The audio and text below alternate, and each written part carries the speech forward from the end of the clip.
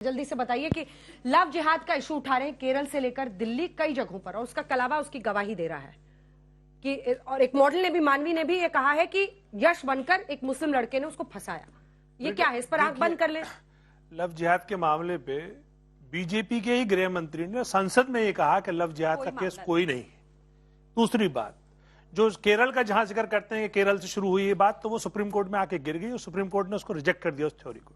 अब आता हूं प्रैक्टिकल बात पर, यानी वो रविवार, वो काला रविवार में कहूंगा कि उसमें मेरी दोनों बेटियां, उसमें दोनों बेटियां, मुझे बोलने दीजिए, बीच में नहीं मिस्टर सूद, शाउटिंग मैच नहीं करते हम लोग आज तक पर सर, प्लीज एक एक नहीं, आप उनको पूरा करने दीजिए। आपके बीच में किसी ने नहीं बोला, प्लीज।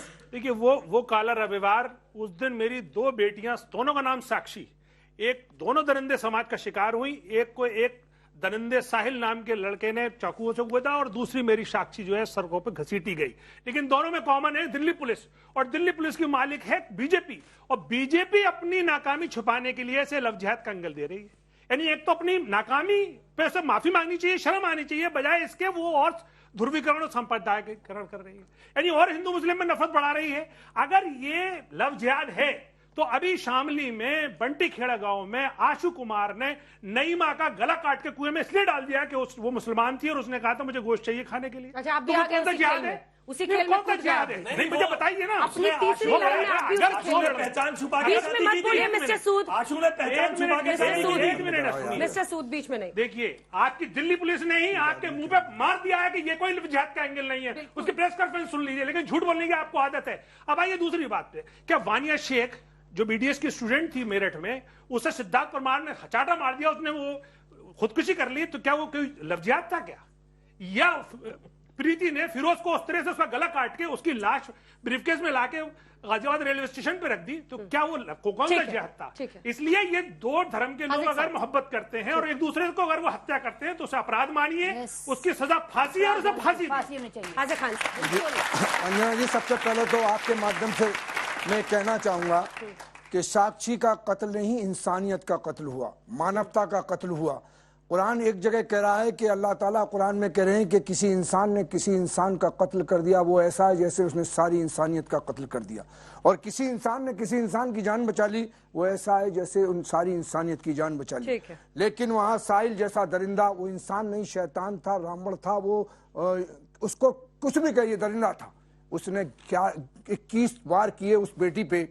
तो ये शर्मनाक बात है समाज के लिए भी, हमारे मुल्क के लिए भी, मजहब के एतबार से। और कातिल कोई भी हो, मुसलमान हो, उधर गिराए जा रहे हैं हिंदू, उधर गिराए जा रहे हैं मुसलमान, कातिल कोई भी हो, उस कातिल की सजा फांसी का फंदा है। उसमें अगर राष्ट्रीयता है, अगर किसी के अंदर मानवता है, अगर इस पर सियासत कर रहे हैं, मैं समझता हूं इससे बड़ी घृणा की बात कुछ नहीं हो सकती। सियासत नहीं कीजिए और साक्षी के साथ हिंदुस्तान के 135 करोड़ लोगों को खड़े होकर उस आदमी को कोर्ट में उसकी वकालत करके, सारे वकीलों को उसकी वकालत करके फांसी के फंदे पे उसी स्पॉट पे लटकाया जाए। ये लव जिहाद का झुंझुना बजाना क्या ये गलत नहीं है कानून के नजरिए से? अश्विनी जी, नहीं, स्वाभाविक सी बात है अंजना जी, जब तक कि इस्टेब्लिश न हो जाए तब तक तो प्राइमा, लेकिन एक कहते नहीं प्राइमा फेसाई एविडेंस। आप बोलिए अपनी बात, सवाल के लिए मैं बुला रही हूँ बच्चों को, बोलिए। एक प्राइमा फेसाई एविडेंस होता है। प्राइमा फेसाई एविडेंस ये कह रहा है कि उसके गले में क्या बोलते हैं, रुद्राक्ष भी है, उसके इंस्टाग्राम पे उसके कलावा भी है। आज तक आपका चैनल सबसे ज्यादा देखा जाता है, आपका कार्यक्रम पूरे भारत में सबसे ज्यादा देखा जाता है। मैं कह रहा हूं एक प्रूफ लाइए जब कोई हिंदू लड़का किसी मुस्लिम लड़की को धोखा देने के लिए, उससे शादी करने के लिए अपना नाम बदला हो, टोपी पहना हो, अपना खतना कराया हो, या कलमा पढ़ा हो, या कोई भी काम किया हो। एक प्रूफ दे दीजिए कोई हिंदू लड़का किसी मुस्लिम लड़के के साथ धोखे से किया हो। लेकिन पर डे पेपर भरे हुए हैं, सारी भाषाओं के पेपर भरे हुए हैं अंजना जी, जहां पर डे कोई अब्दुल्ला अरुण बना हुआ है, कोई कुछ और बना हुआ है, एक भी नहीं है, एक भी नहीं। भारतीय जनता पार्टी की सरकार, मैं आपको चैलेंज करता हूं, मैं आज तक सबसे ज्यादा देखा जाता है अंजना जी, आज तक एक भी एग्जाम्पल भारत में नहीं मिला। अब आपको मिर्ची लग रही है, आपको मिर्ची लग रही है। मैं आपको सुनिए अंजना जी, झूठ कोर्ट नहीं कर रहा हूं, मैं कोर्ट की बात कोर्ट कर रहा हूं, भारतीय जनता पार्टी। और जहां तक हमारे साथी कह रहे थे कि कुरान बहुत अच्छा सिखाता है इंसानियत का कत्ल, तो मैं बताता हूं, तुर्की अशांत है, यमन अशांत है, कांगो अशांत है, ईरान अशांत है, इराक अशांत है, सूडान अशांत है, इजिप्ट अशांत है, सीरिया अशांत है, बांग्लादेश अशांत है, फिलीपींस अशांत है, सोमालिया अशांत है, पाकिस्तान अशांत है, नाइजीरिया अशांत है, तजाकिस्तान अशांत है, अफगानिस्तान अशांत है, भारत का कश्मीर अशांत है, भारत के बंगाल का बॉर्डर का एरिया पूरा अशांत है, असम के 9 जिले अशांत हैं। आप जरा देखिए, जहां जहां डेमोग्राफी कम हुई है, जहां जहां हिंदू खत्म हुआ है, वहां अशांति तेजी से बढ़ी है। और एक बार सुन प्लीज, और सुनिए, एक बार प्लीज सुनिए, और मीठी मीठी बात करते करते अफगानिस्तान से हिंदू खत्म, पाकिस्तान से हिंदू खत्म, बांग्लादेश से हिंदू खत्म, कश्मीर से हिंदू खत्म, लद्दाख से खत्म, लक्षद्वीप से खत्म, बंगाल के 14 जिलों से खत्म, असम के 9 जिलों से खत्म, बिहार के 6-8 जिलों से खत्म, झारखंड के 6 जिलों से खत्म, उत्तर प्रदेश के 18 जिलों से खत्म। अगर आप स्टेट वाइज देखिए तो भारत के 9 राज्यों में हिंदू अल्पसंख्यक हो चुके हैं।